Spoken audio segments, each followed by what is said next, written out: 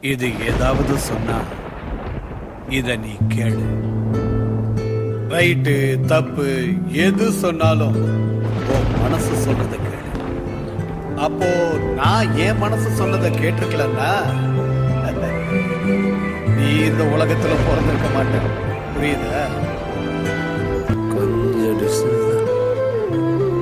கையை பிடிச்சேன் விட்டுருந்தா கடல்ல விழுந்து செத்துருமா.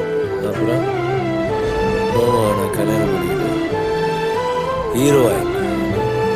நான் ஏன் அப்படி செய்யலை? கோடியில் ஒருத்தருக்கு தான் கடவுள் வலியை தாங்குற சக்தியை கொடுத்துருக்காரு. Mister David.